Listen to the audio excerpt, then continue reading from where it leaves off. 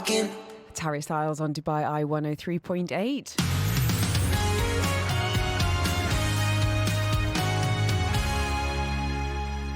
Helen Farmer with you, talking money matters. And we often think of Dubai as a city of success stories, and it absolutely is for so many people.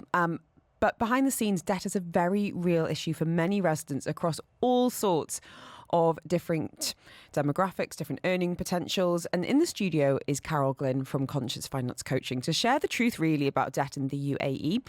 And also going to be hearing about what you can do about it, plus what happens if you decide to walk away. I've seen some really shocking and heartbreaking posts recently, Carol. We've just heard there from Angel talking about her own experiences, earning 4,000 dirhams and finding herself 15,000 in debt through an app. But also people who are actually high earners whose lifestyle has caught up with them, or perhaps they've overextended, they've had extenuating financial situations, instability. Are you seeing debt on the rise? And I know it's an expensive time of year, but in general, what's your take? Yes, I definitely think in the last year, from the clients that I have and conversations in general, debt is increasing.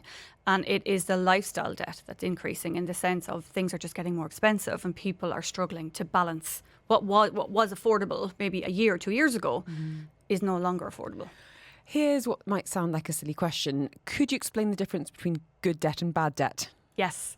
So good debt is when it is, one, affordable, that you can easily pay it back, but also ideally it has an asset backing it, or it's income generating. So very often a mortgage would be called a good debt, especially if it's a rental property, because you've got debt but it's being paid for and it's creating value.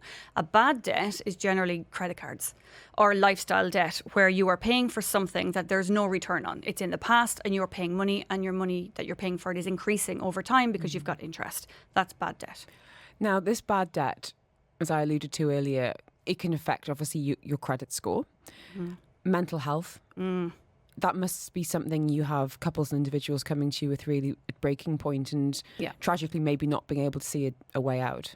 That's the most devastating part of it, because the money itself is just money and most people see that, but it's the impact on their physical health, their mental health, their relationships, their view of the future, their sense of hope.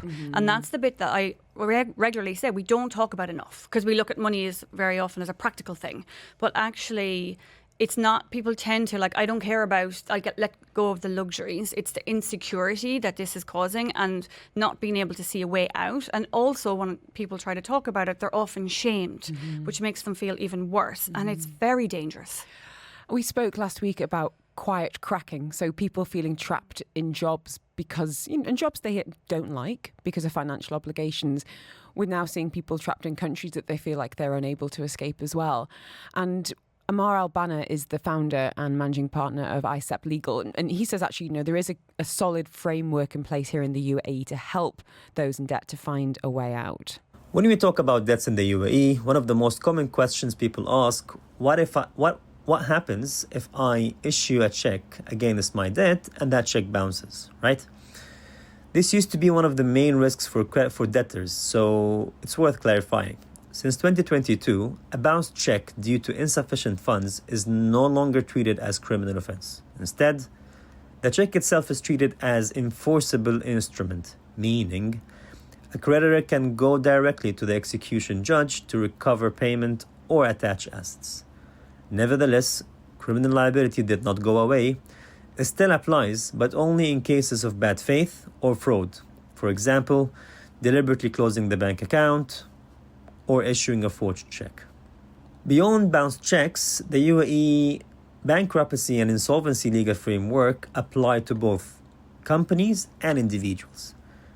It allows companies for preventative composition and restructuring procedures to negotiate debts with the creditors while being protected from enforcement.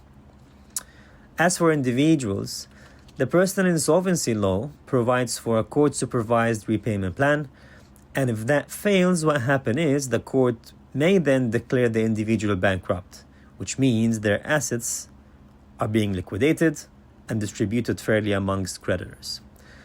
What you cannot do is simply walk away from all of this and hide your assets. That would still create liability, and indeed, we have seen many cases where debtors have fled the country, but ultimately, Well, sometimes after many years, but yet the debt is still pursued, recovered through the legal system, and certain restrictives are being applied on those individuals.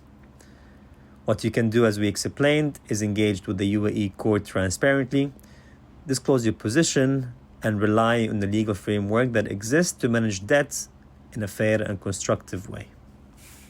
Ammar, thank you so much. As I said, in the studio, we've got Carol Glynn, and we're going to be talking about some strategies next. Carol, this is perhaps a crude question, but I think it's a really important one. What's some of the worst cases that you've had people come to you with in terms of numbers or lack of numbers in their bank account? I think probably the worst, well, it might not have been the biggest debt, but it's the most problematic debt, is when someone has, a couple came to me and they had 300,000 plus in credit card debt and very little income. And the reason why that's so much worse than maybe someone who has a 500,000 dirham loan is the interest on the credit card debt spirals that debt so fast, much more than a personal loan, combined with the fact that their income is just not there. Well, we've got questions coming in for you, Carol. We are going to come to those in just a few minutes. Anonymous saying, I've got 3 credit cards and a car loan, totals around 100,000, but how do I know what I should pay off first? Really important question. We're going to come to that after the headlines. Your ARN News.